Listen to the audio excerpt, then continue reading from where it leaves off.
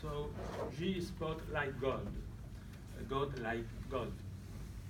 Um, a French invention, of course, as usual. This time is not it is not count with sad, but I don't know, clitoris with the vastness of God. More seriously, my starting point is the sexual is not sexuality.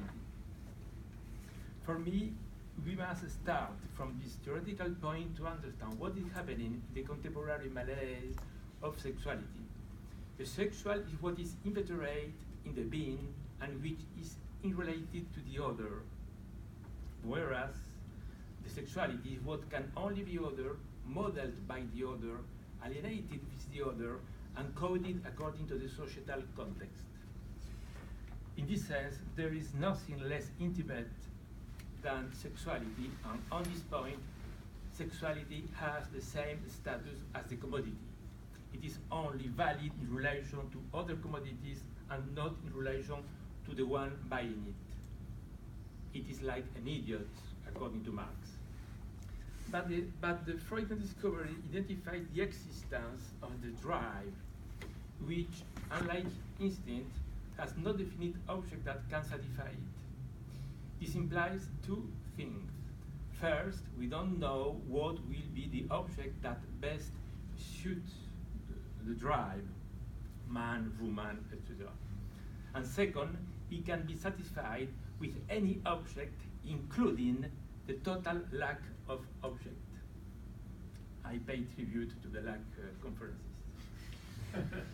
Because what is great for Freud is that you can enjoy eating a sandwich as well as not eating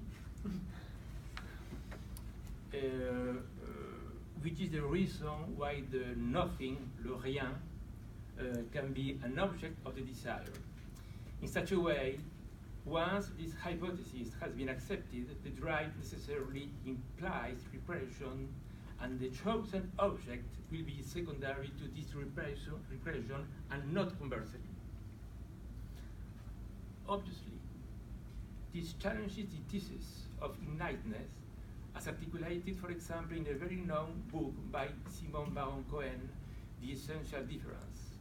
In this book, the author takes into account various cognitivist studies carried out in laboratories in which one discovered that there is a male brain and a female brain. By that I mean a type of cognition typical of women and a type of male cognition met regularly in most men. Examples abound in the book of Baron Cohen, where the author proposes the hypothesis of the existence of male brain, where what prevails is the tendency to systematization. That is, to build mechanisms, orders, a rugby team, a collection of toy soldiers, or the totality of Lacan's seminars. And another type of brain, women's brain, where one finds another type of cognitive mechanism, namely empathy. But it is not only the ability to put oneself in the other person's place and understand their feelings, etc., but much more than that. It will be the need to be with the other, closer to the other, and even closer to the other than he is himself, in a certain sense to be another, so until a point that this mechanism, more than a capacity, becomes a kind of passion, just like collecting toy soldiers. Of course, it is very easy to make fun of this way of thinking, which reduces to men and women stereotypes. But by looking closely, it is not very more stereotyped than when some Lacanians, not all, consider that women are by definition historical, or the same Lacanians consider all men as obsessive despicables. In contrast to the innatedness hypothesis, we have the supporters of the repressive hypothesis, such as particularly Monique Wittig her the straight mind, la pensée straight, who believes that we must simply remove, cancel the male and female sex classes, and in particular the class of women who are nothing but slaves of men. We did consider that it is the social repression that produces repression and not conversely. For Lacan, obviously, it is the opposite.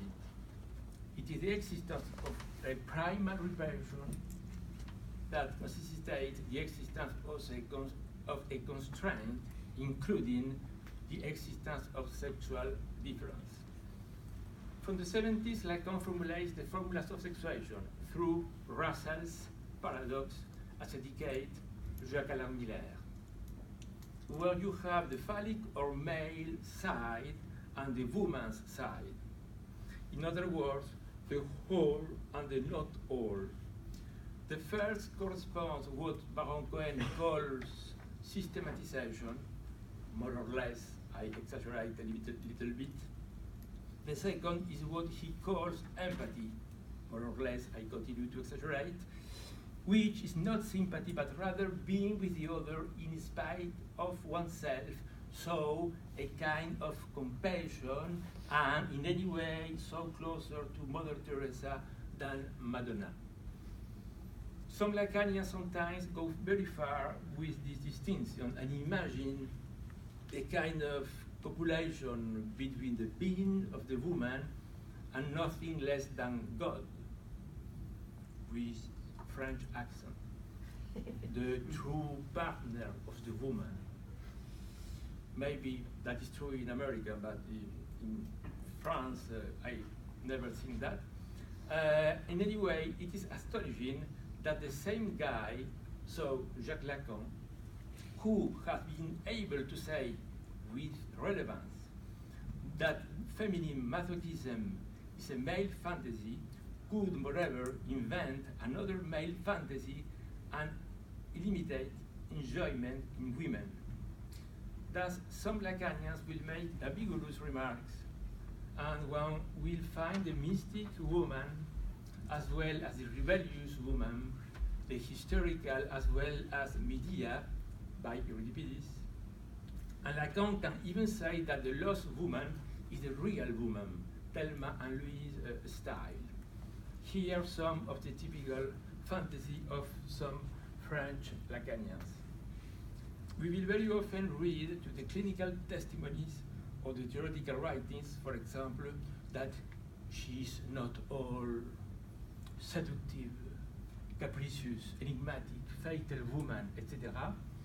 And in the end, we don't know if they speak about the formulas of sexuation of Lacan or of an advertisement from Coco Chanel perfume. But the same goes for clinical presentations, where sometimes the same case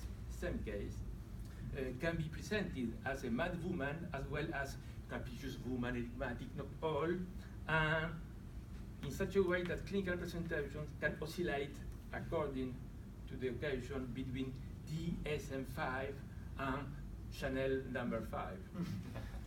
Without going into the extreme caricature of Baron Cohen of some Lacanians, it is very important, the adverb of quantity.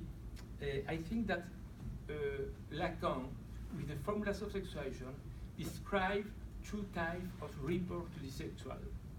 A, the sexual fixed by sexuation, especially man and woman, but also LGBT+, or B, the one closer to this Freudian discovery, where if LGBT+ is relevant, it would be, as indicated Zizek, more because of the plus than LGBT, more so because we don't know what is the object of sexuality than a determinate object.